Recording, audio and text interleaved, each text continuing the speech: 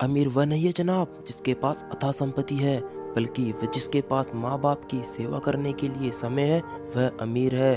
अमीर वह नहीं जो रोज हजारों कलाकों में खेलता है, बल्कि वह है जो बच्चों में बच्चा होकर खेलता है। अमीर वह नहीं जो आलीशान बंगले में डबल गद्दे पर सोता है, बल्कि वह जिसको रात में सोने के बाद नींद की गोली और सुबह जिसे जगाने के लिए घंटी के अलार्म की जरूरत ना पड़े।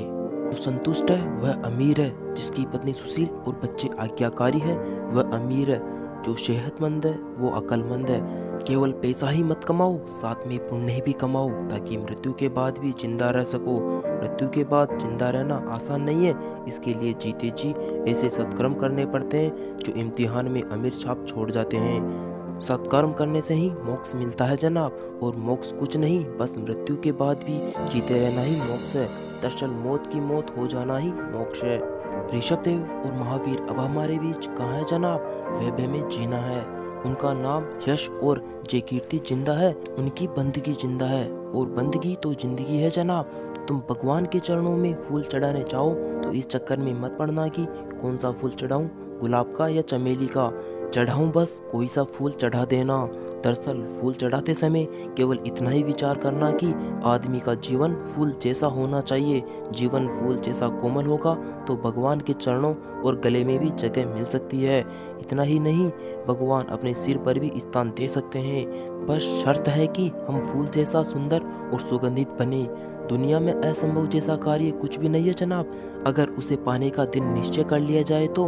क्योंकि कहा गया है कि घुटनों के बल चलते चलते पांव खड़े हो जाते हैं, वो छोटे छोटे नियम भी बहुत बड़े हो जाते हैं। पर याद रखना जनाब, कार्य जितना बड़ा होगा सब्र और समय उतना ही अधिक मांगेगा।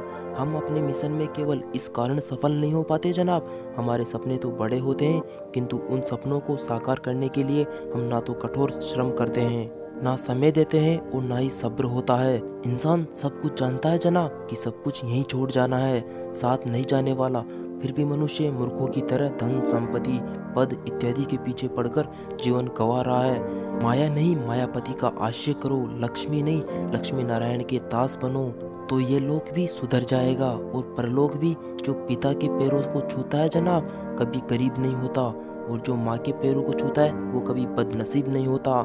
जो भाई के पैरों को छूता है वो कभी कब्बीन नहीं होता। जो गुरु के पैरों को छूता है उसके पास पैसा कुछ नसीब नहीं होता। गुस्सा करने के बदले रो लेना अच्छा है जनाब, क्योंकि गुस्सा दूसरों को तकलीफ देता है, जबकि आंसू चुपचाप आत्मा में रहकर मन को साफ कर देते हैं। अच्छे लोगों की संगत में रहो जनाब, क्योंकि सुनार का कचरा भी बादाम से महंगा होता है। मैंने सबसे ज्यादा धोखा अपनी अच्छाई से खाया है जनाब, सामने वाले को वैसा ही मान लिया जैसा दिखा, लेकिन बाद में पता चला कि यहाँ लोग रावण से भी ज्यादा चेहरे लिए फिरते हैं। उपवास हमेशा अन्न का ही क्यों होता है जनाब? लोभ लालच चुगली झूठ क्रोध और कुविचारों का भी होना चाहिए। बुरे कर्म किए नहीं जाते, हो जाते हैं, और अच्छे कर्म होते नहीं, करने पड़ते हैं जनाब।